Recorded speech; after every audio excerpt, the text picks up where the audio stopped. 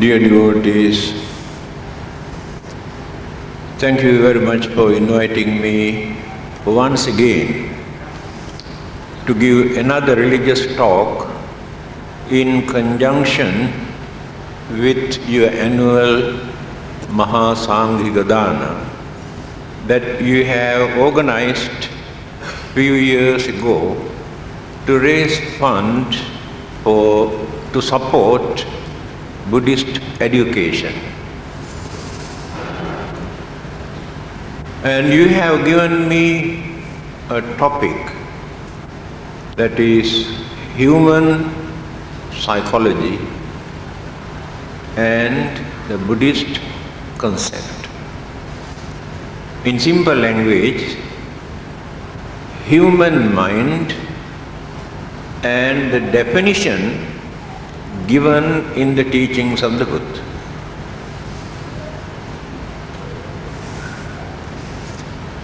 Human mind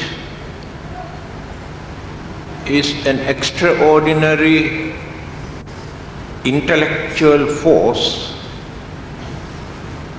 that we cannot find in any other living being in any other part of the universe.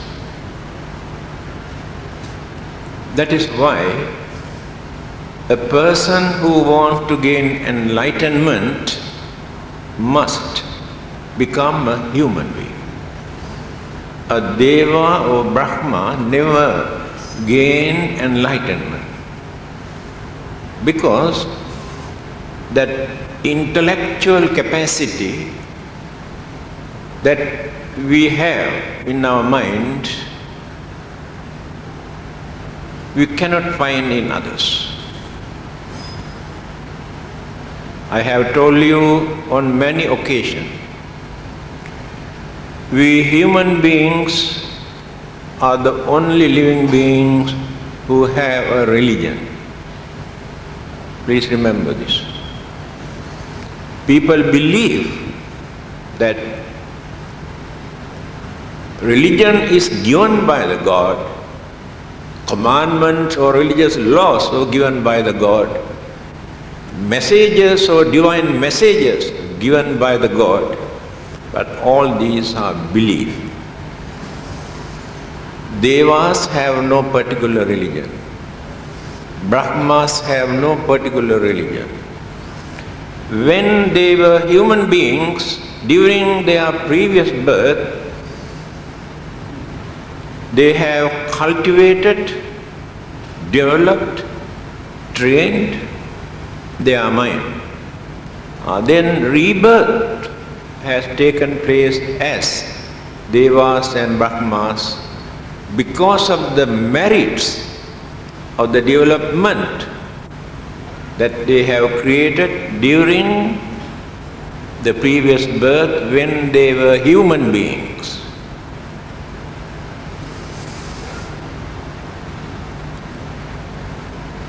When you study all the existing religions in this world and compare with the teachings of the Buddha, you can understand the Buddha did not pay much attention toward the external forces. He concentrated more on human mind. He says, there is nothing for us to gain from outside, but by developing our own human mind, we can find everything there. He says, Imasmincha vyamamatte kalebari lokancha loka samudayancha panyapemi, sayings of the Buddha. He says, the whole world, the whole universe, we can find within this small human body.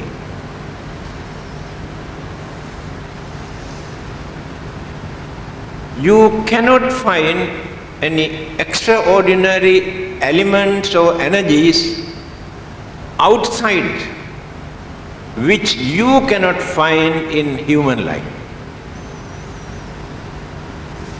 But we do not know how to cultivate, develop, but potentials are there. That is why people say we have Buddha nature, Buddha seed. That means potentials are there, but we have to cultivate up to the maximum level. Then we gain enlightenment. Human mind is the most dangerous energy in this universe. Atomic energies or any other forms of energies are not that bad. When we misuse human mind, we can destroy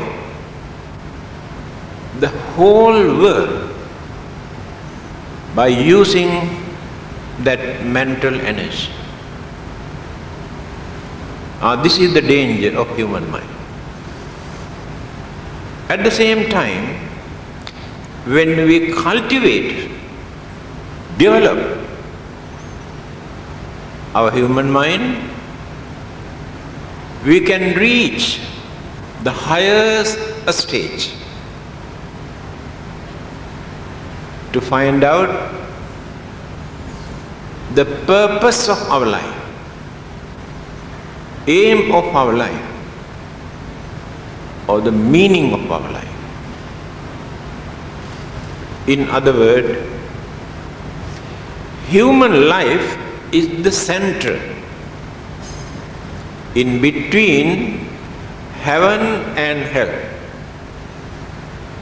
but not other living beings. That means when we abuse our human life, we experience miserable, unfortunate life which create enormous suffering, that is hell.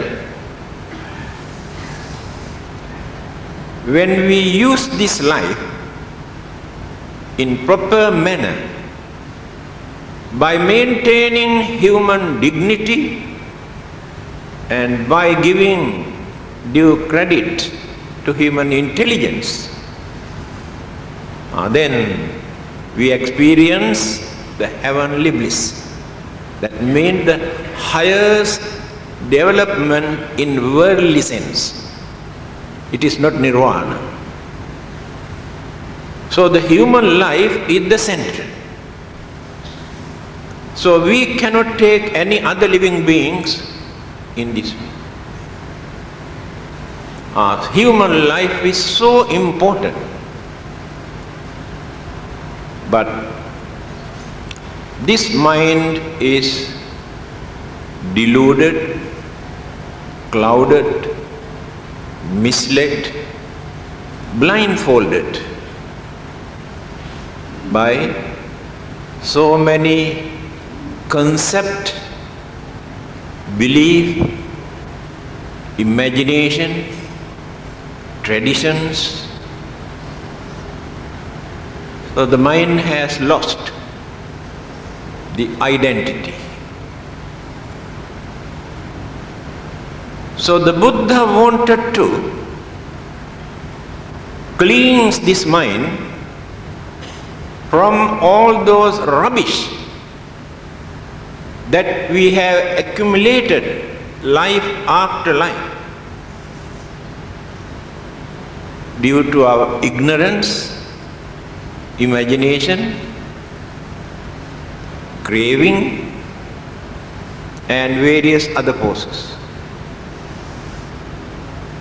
To pave the way for human beings to find out the purpose of their life.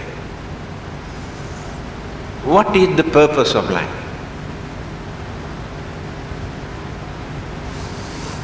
The purpose of life is to see the end of our physical and mental suffering.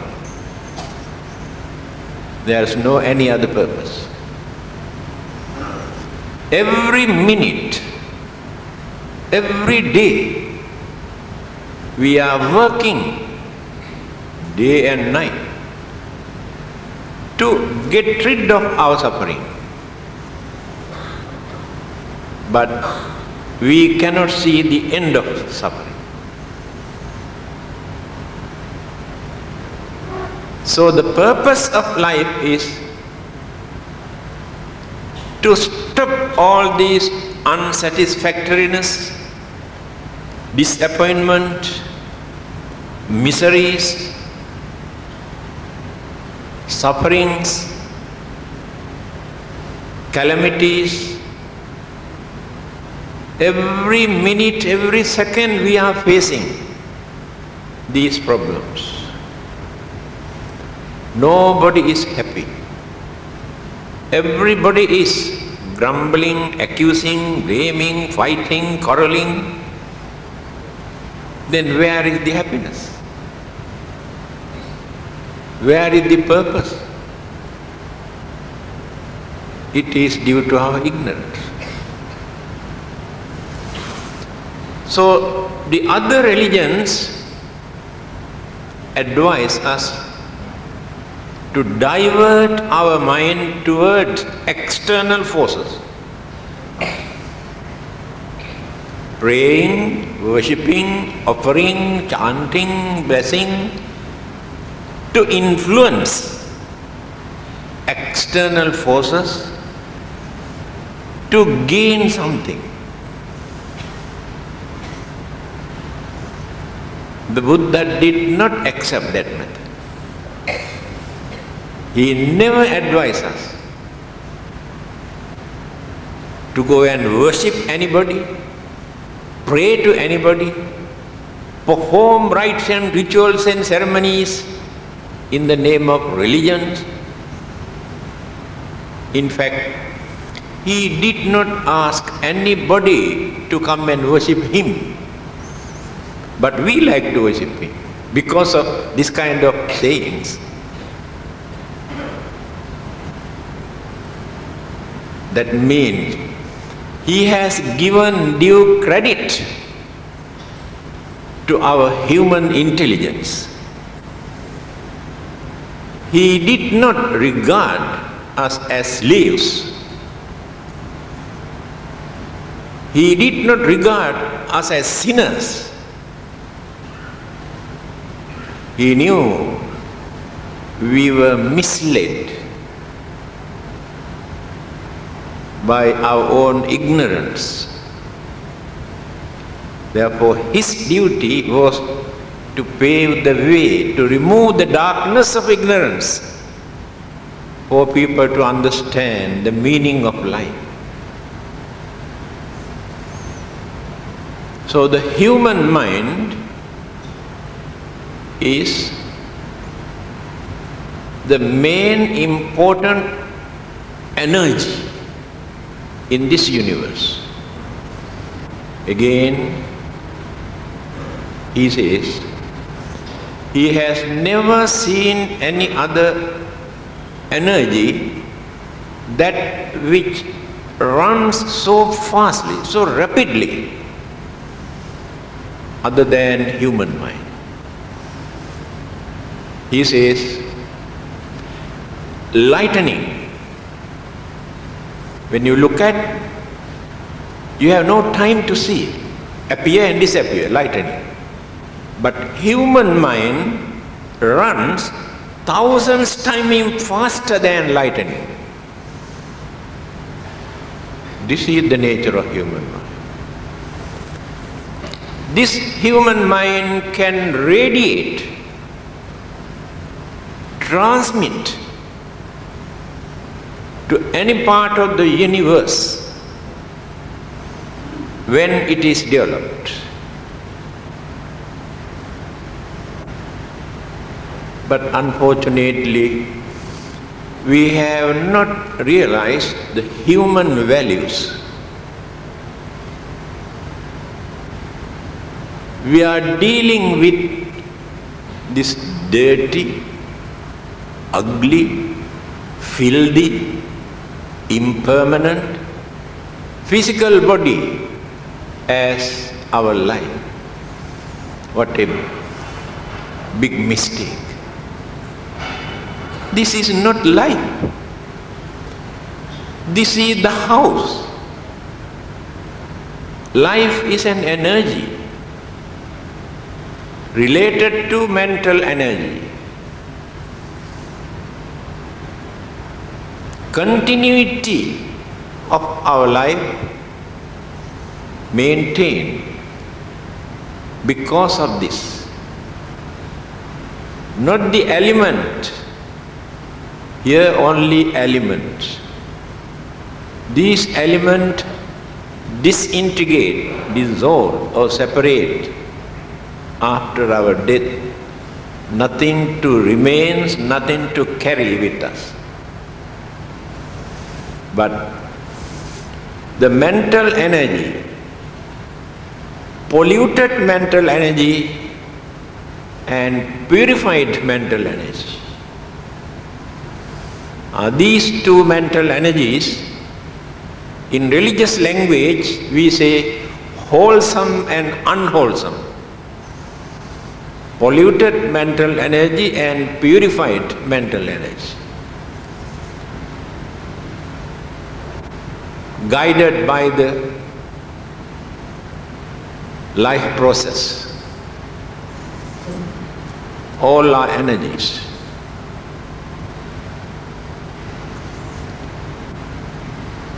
Simply we say mind, but we do not know what it is and where it is. For thousands of years, people believe that mind is in our heart. That is why they have created some words like kind-hearted, cruel-hearted. They thought kindness and cruelties are in the heart. Well, modern heart transplantation clearly shows that belief is a very childish idea. The mind is in our heart. When I was in Australia, after my heart operation, I met an Australian lady who had this heart transplantation. She was about 70 years old, but she got a heart of a young man of 35 years old. Then I asked, how do you feel now? Formerly you had a woman's heart. Now you are having a man's heart. When you look at a woman or a man, how do you feel now? Is it no difference? Same. This clearly shows we had so many imaginations due to lack of understanding. So mind is not located in our heart. Right. Later, they discovered medical science. Mind is in our brain because they have seen so many indications. When they open this, they can see how these things are working in the brain. So they thought the mind is in our brain. And this belief also given up by the scientists, psychologists and great thinkers. Mind is not in our brain. Of course, when we talk, when you cannot remember something, you say, this mind, cannot remember, because this traditional belief we maintain for thousands of years, we think the mind is here. Now the problem is, then where is the mind?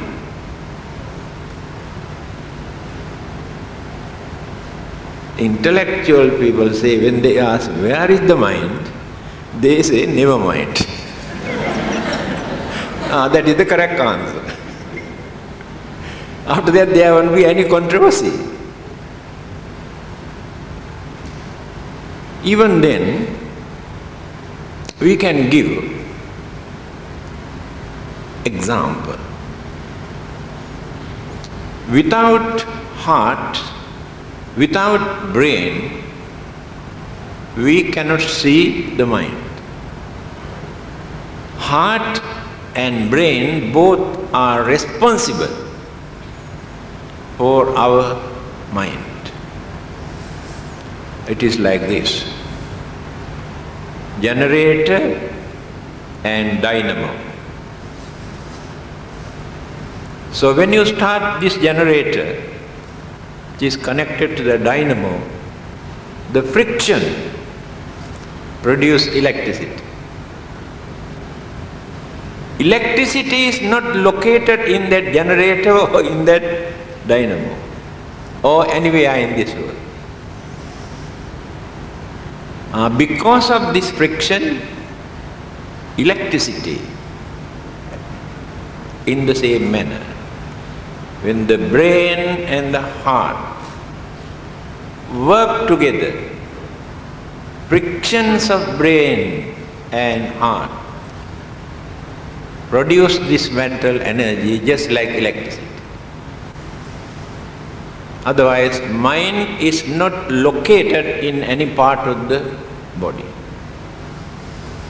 When we refer to the Buddha, again, he says, Duram gamam eka charang asarirang guhasayang.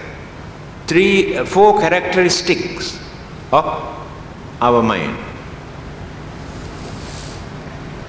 Runs very fast. I told you just now, there is no any other kind of energy that which can run so fast than human mind. Runs very fast.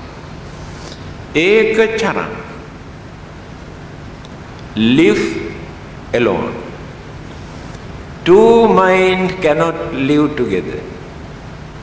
Remember this. Because today in this world I heard more than 5,000 millions human beings.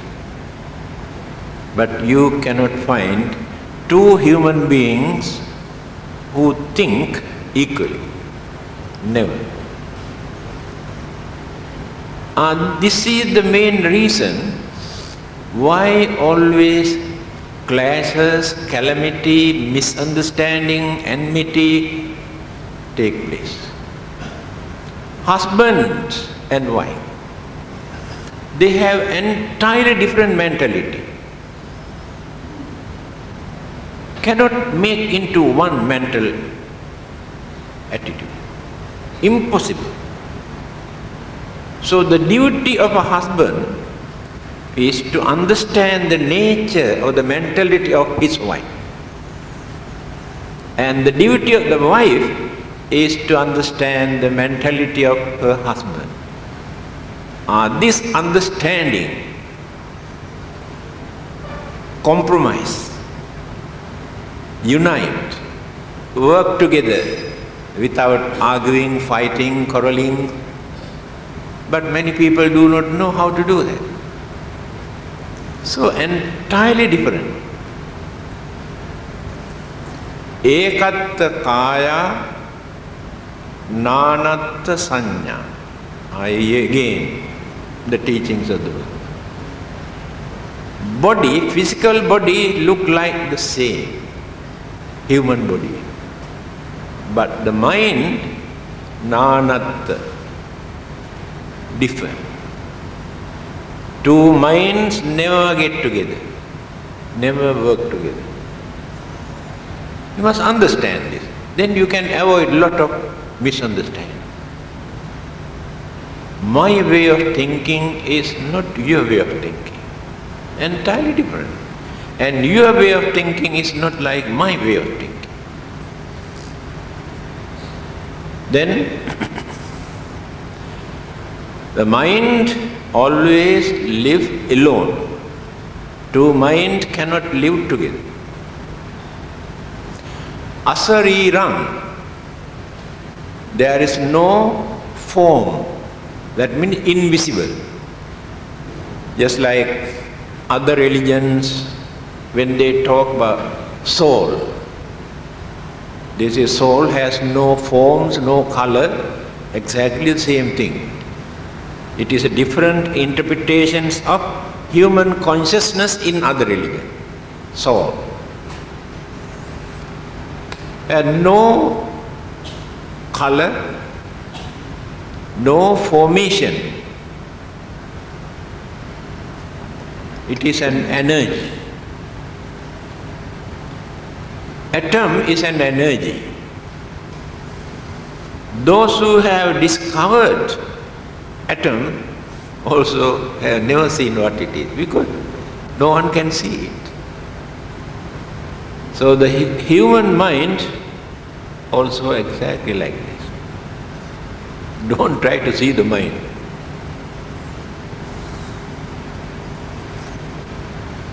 Guha Sayam, dwelling in this physical body. He did not say whether it is in the heart or the brain. This physical body support mental energy and life process to accommodate. So when this body decay and collapse and dissolve, then the mental energy, life process combine together, proceed. You cannot see. Enter into another. Viññānaṁ mātukuchismiṁ okkamati. The Buddha say. Viññāna, that consciousness, that departed consciousness. In that departed consciousness, there are many ingredients, not only mental energy. All are mental energies, but divided into different categories. What are those mental energies? When we depart from this body, when our life depart from this body, 5 energies combine together.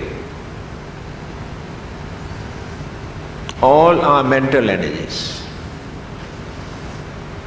Avidya, Trishna, Karma, Upadana, Bhava. These 5 things, all combined together. Please remember, Buddhism is not a religion for you to just come and believe. You have to study. You have to use your common sense and understanding to appreciate. So, because this is not a message came down from heaven. This is the result of the experiment done by a brave man, life after life, such a long period in searching and seeking and studying and practicing. So the outcome of this investigation is Buddhism or the enlightenment. He did not say that suddenly a God appeared and given him this message. No, his own effort. So in our case also, we cannot gain anything from the Buddha, from the God, from the Devas, or any external forces. We had to work for that.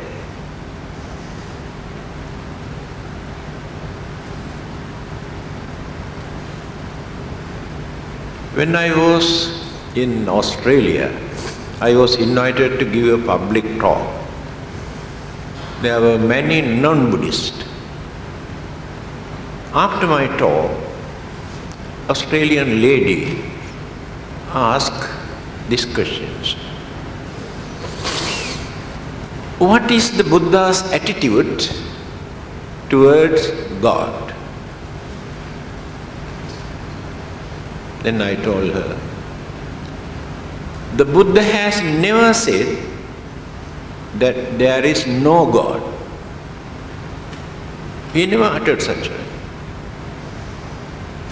His advice is, whether the God exists or not, it is your duty to do your work for your salvation without depending on others. Examples: when you go out at night, don't forget to lock the door. There is no guarantee that God will protect your house until you come back. You pray to God, you worship God, ask Him protection and everything.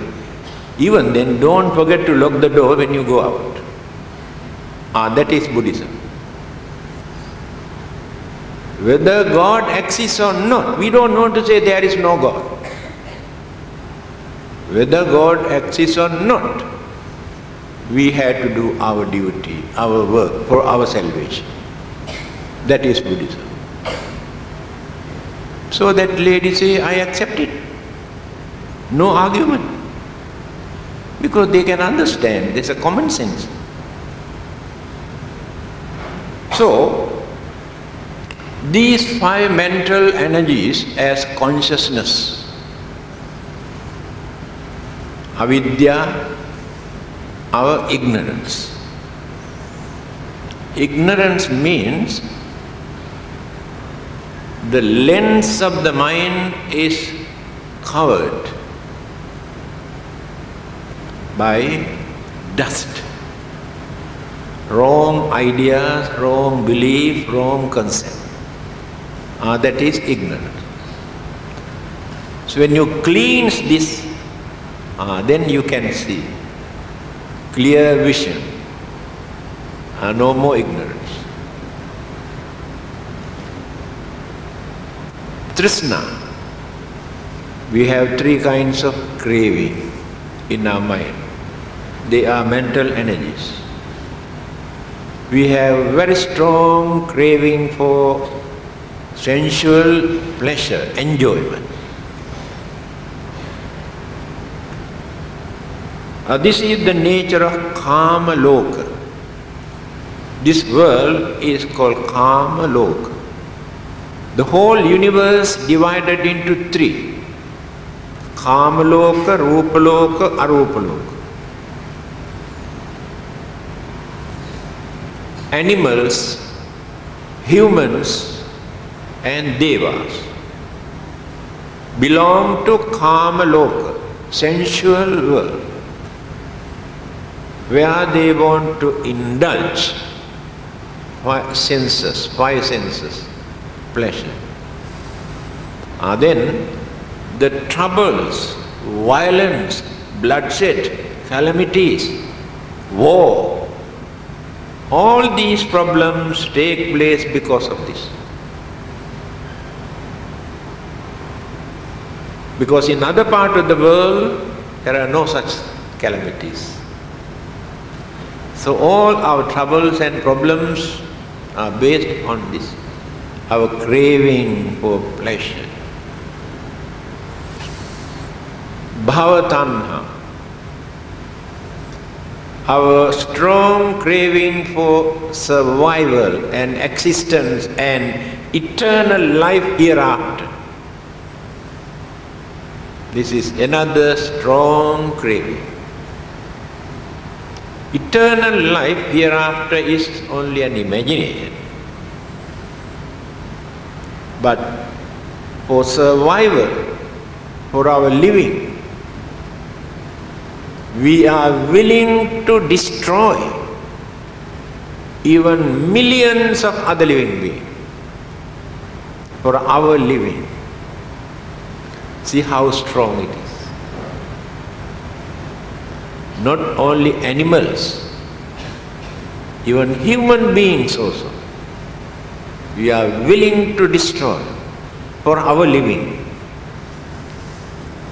See how strong our craving. There is another one, craving for non-existence. Some people cannot understand this. Non-existent means a skeptical belief that they maintain this is the only life, hereafter there is nothing, I don't believe. This is called craving for non-existent. I don't like to have another life hereafter. Simply by thinking in that way, we cannot stop. Another aspect. Certain things which we like so much, we like to destroy them, burns them, without allowing others to enjoy. See how cruel we are. We cannot tolerate when others use our belonging. So we are willing to burn and destroy them. That is also under that craving for non-existence. So we have these three kinds of strong craving in our mind. All our troubles and worries and fear and disturbances take place because of one of these things.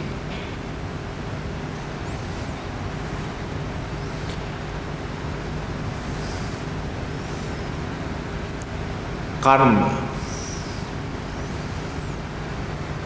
Bad karma and good karma. No one can live even for 1 minute without creating either good karma or bad karma. This is the nature of our life. Even the most wicked and cruel, dangerous man also creates some good karmas. And very religious people also create some bad karma. This is the nature of our life. Sukhumalasya padmasya nalo bhavati karkasa. Our life is like this. A lotus flower, so beautiful, lovely, everybody like it. But the stalk is thorny, very rough when you touch it. Human life is like that. In every good man there are some bad habits. In every bad man there are some good habits. Just like that lotus flower. So this situation remains as long as we remain as worldly people. So we create, by thinking we create good karma and bad karma. By talking we create good karma and bad karma. By doing something we create good karma and bad karma. So 3 channels. But simply by thinking we cannot create karma. The Buddha clarified this. Chetanaham bhikkhave kammam vadami. Chetana, volitional thought which you created with intention, then create either good karma or bad karma. Example, you think that you want to kill a person. Just think. But that thinking alone cannot create bad karma. This thinking remain as thoughts, converts into thoughts. Now these thoughts are like waves.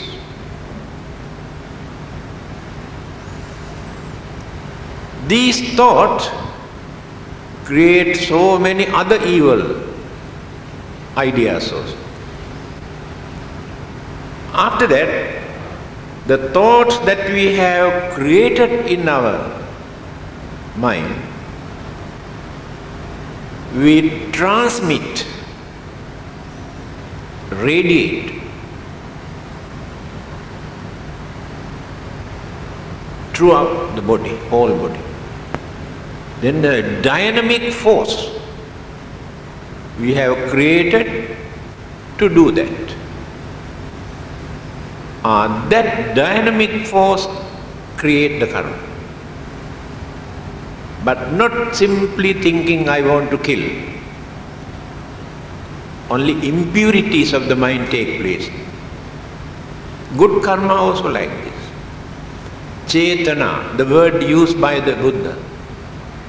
Chetana. First we think, after thinking we convert into thoughts, then the thought influence vibration. Some people, we can notice them, when that thought influences the mind, the body, shiver, change the face, color of the face, that energy. So karma, good and bad karma, remains in the mind. Only the Buddhas and Arhantas never create good karma or bad karma. The reason is, they have no craving. Without craving, we cannot create either good karma or bad karma. Now you want to give dana. You want to support others, help others as meritorious deeds. By giving, by offering, by supporting others, you expect something in return. To go to heaven and enjoy your life, to be born in a rich family, that is craving. That is why I told you, without craving, we cannot create good karma also. Karma divided into two, laukika and lokotara. Worldly karma and supramundane. Supramundane karma cannot create craving. You want to be kind. You want to extend your compassion toward others. You want to be honest. You want to practice patience and tolerance and harmony. These karmic thoughts are higher than worldly. There you cannot find craving. So when we develop our mind up to the higher stage, we do good things with such thoughts, virtuous thought. Then the Buddhas and Arhantas have ended their journey. No more rebirth for them, stop already. They got fed up with this cycle of birth and death and birth and death and birth and death. The real nuisance. They have stopped by realizing. So they need not have any karma for them. They have ended their journey. For us, still we need karma, especially good karma. Why? We know very well. We had to go further and further and further a long distance. We know our own weaknesses. We know how jealous we are, how greedy we are, how stupid we are. We know. Then how can you stop this journey? By keeping all these rubbish. Then we need good karma. For what? For our expenses. Wherever rebirth takes place, we need good food, clothing, shelter, medicines, or to gain some happiness. If we have not accumulated enough karma for that for the next life, we get into trouble. Another advantage of human mind is this. Only human beings can prepare for their next life. Others have no such idea. Even Devas and Brahmas have no such idea. This human mind we can use to understand. Patirupa desa vasocha pubbecha kata punyata. Mangala Sutra. Beautiful sayings of the Buddha. If existence takes place as rebirth in a certain area, certain locality, certain countries, where there are no troubles and problems and war and volcanic eruptions and flood and fire and all those things, the Buddha says, we are blessed people.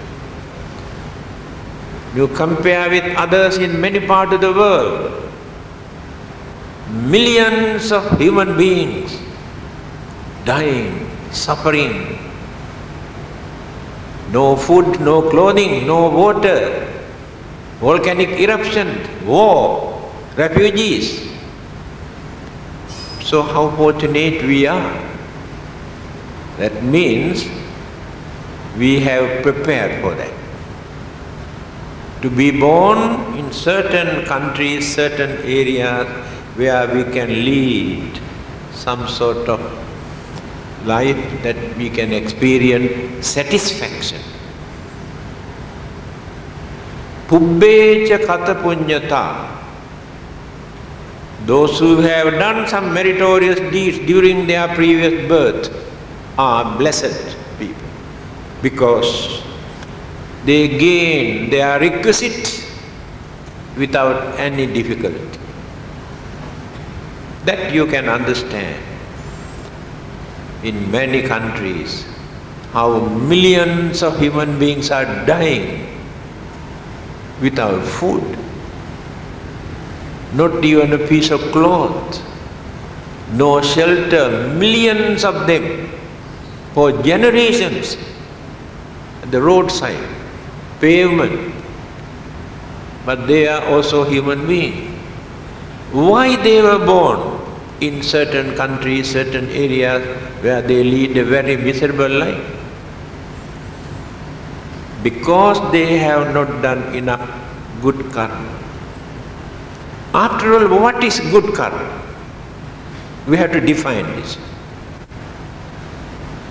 We create good karma by supporting others, helping others, and we can release their suffering. In that way we create good karma, not with selfish ideas.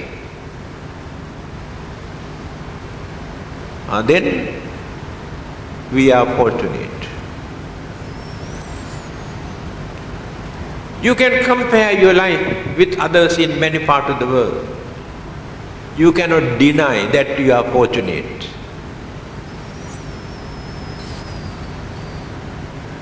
Then karma is very important for our worldly life until we attain our final salvation. After that, karma is not important. Next one, upadana.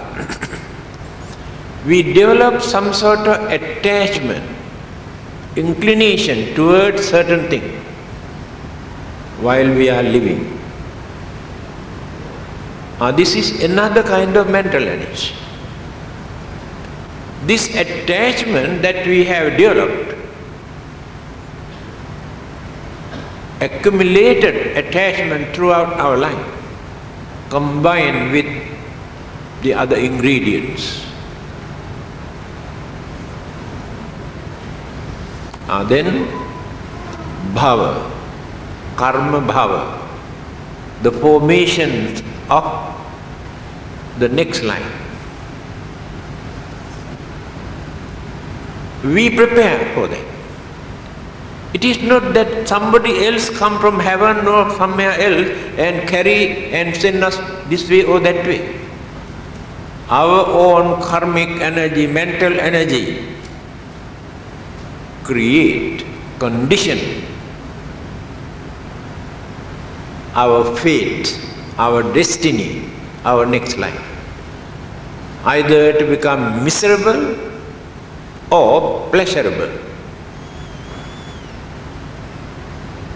The simple sayings of the Buddha, I remember I have repeated this on many occasions. I don't know how many of you can remember this. We are the result of what we were. We will be the result of what we are. Very simple. If our life is miserable here, unfortunate, who is responsible for that? We are responsible. The way how we have used this life during our previous birth, when rebirth takes place, we experience either pleasurable or miserable life. So others are not responsible for that. We will be the result of what we are. After our death, existence again takes place, whether we believe or not. Belief is not important because it is natural. Existence again takes place. And that existence take place according to our way of life here. How we think, how we talk, how we perform our work or duties, what sort of meritorious deeds we have done, what sort of bad karmas that we have done. So all these activities are going on, accumulating throughout our life. After our death, all these five energies mold the next life. So outsiders have nothing to do with this. So I am solely responsible for my next life. I am also experiencing good and bad result for the deeds that I have done during my previous birth. The Buddha's way of teaching is very simple. He never introduced Buddhism as a religious law or religious commandment.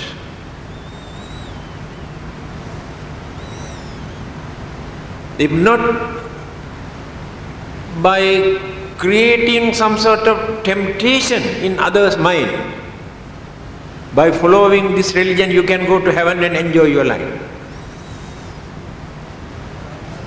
Not by threatening and frightening people, saying if you don't follow this religion you go to hell. That is not the Buddha's way of preaching. That is why the whole world respects this great religious teacher, although they are not Buddhist.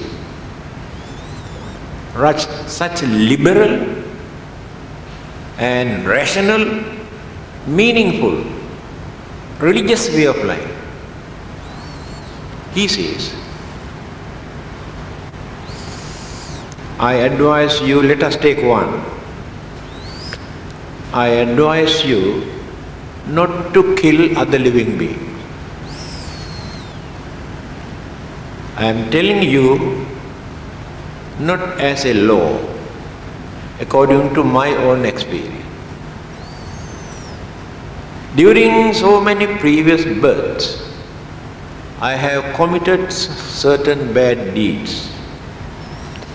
I can remember how I had to suffer for the bad deeds that I have committed. Therefore, I also advise you to keep away from this if you don't like to suffer. If you don't like to suffer, not as a law. Attanang upamang kattva nahaneya naghate. Then he has given a parable. When another person come and try to kill you, how do you feel? Very nice. Fear, worry, tension, hatred, sufferings you create by killing another person. So when another person come and try to kill you, you also experience the same thing. This is more than enough for you to understand why it is bad. Is it necessary for you to get a law or message from heaven to understand that killing is bad? Your own experience is more than enough to understand that it is bad. This is his way of teaching. He said, my own experience, not as a theory or philosophy or traditions or message, practical experience. But all these things are related to our human mind.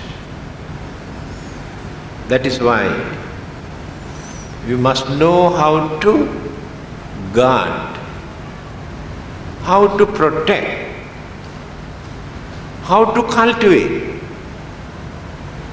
how to purify this mind.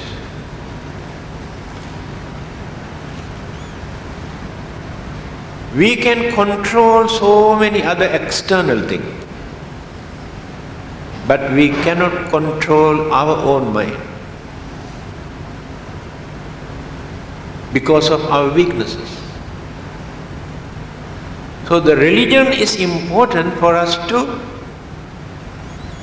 train this mind, for us to find out the aim of our life. Otherwise, forever we had to suffer, grumbling and worrying and sufferings and crying. Where is the end of it? In the end, what do we gain? Nothing. So this human mind can understand, but others cannot. So we can prepare for the next life. Other living beings cannot do that. Another thing. In our human mind, we have extraordinary emotion, human emotion. These human emotions also we cannot find in many other living beings. They have some sort of instinct for their survival. That's all. But we have emotion. This emotion is very important. Laughing, joking, amusement, entertainment, all these things contribute to maintain that human emotion. If you do not entertain this human emotion, what will happen? Either you go mad, or you become very violent or aggressive, a skeptic, because you do not know how to handle your emotion. You cry and you laugh. That is the expressions of emotion. You get angry. That is the expressions of emotion.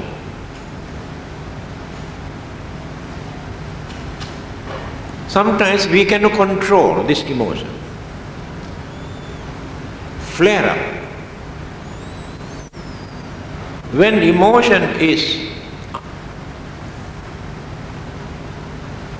overflowing, at that time we lose sense of reasoning. We have sense of reasoning.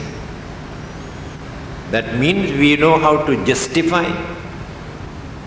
We know that this is right, this is wrong, this is meaningful, this is meaningless. But through this emotion, we lose this sense of reasoning.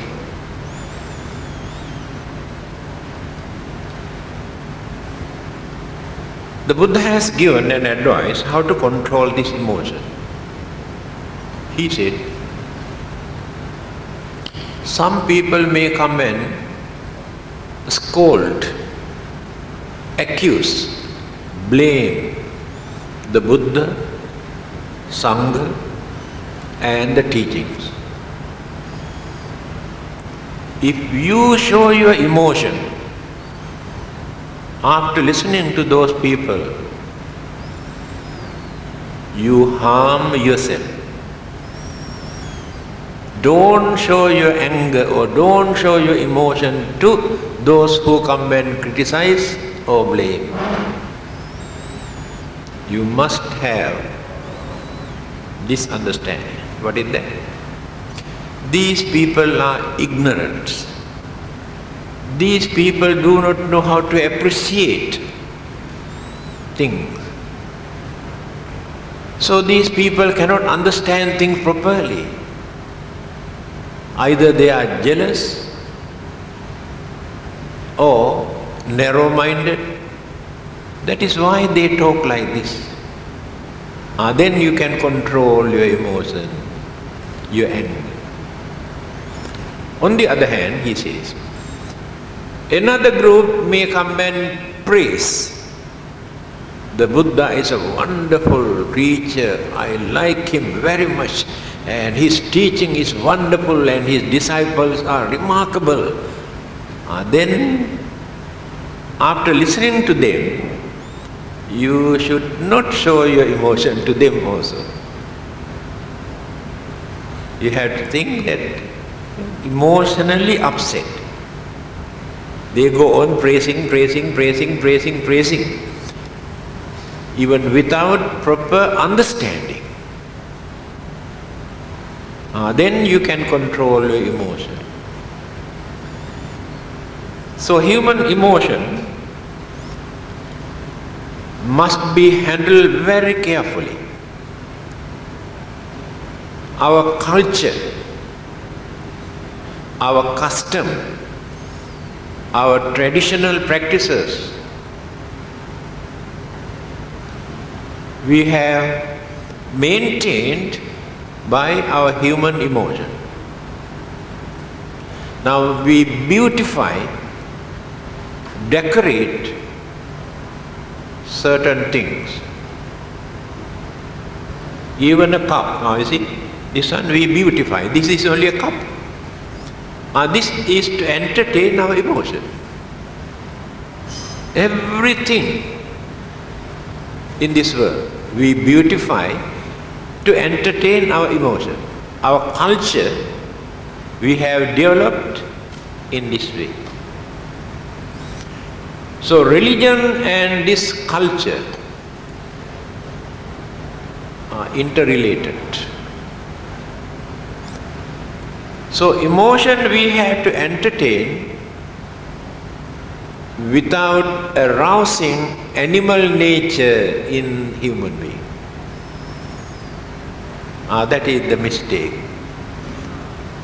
Certain entertainment, certain amusement, certain programs that they introduce to entertain others arouse animal nature, not human nature, not humane qualities, not human dignity, worse than animals. If we entertain our emotion in this way, then cannot control. The whole world, we are having this problem. We entertain our emotion in wrong way. But few hundreds or few thousand years ago, we had a respectable culture where parents and children and brothers and sisters can enjoy together without creating any embarrassing attitude. But today, can you enjoy, experience a program without creating such unfortunate situation? Because they have polluted, sometimes very vulgar way of entertainment. And that human emotion is aroused and misused. That is why in many parts of the world, suddenly they get a machine gun or a pistol, go on shooting. It is a habit. It is a hobby. They enjoy that. From their childhood, this is the way how they entertain their human emotions. Unfortunately, in Asian countries, we maintain this culture for a long time now, already gone, lost. All are becoming mad.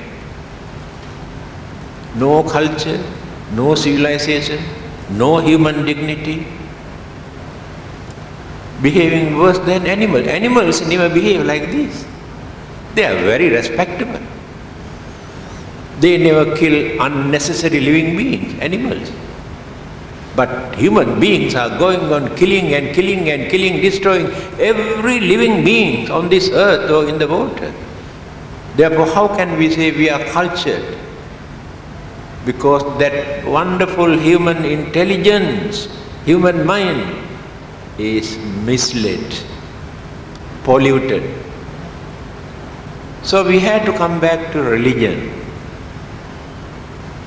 to train this mind to live as real human beings. Then we can live peacefully and we allow others also to live peacefully. We can find out our salvation by cooperating, harmonizing with other living beings without disturbing them. Then the whole world becomes a very peaceful place where human beings can live. Thank you very much, Lingyas.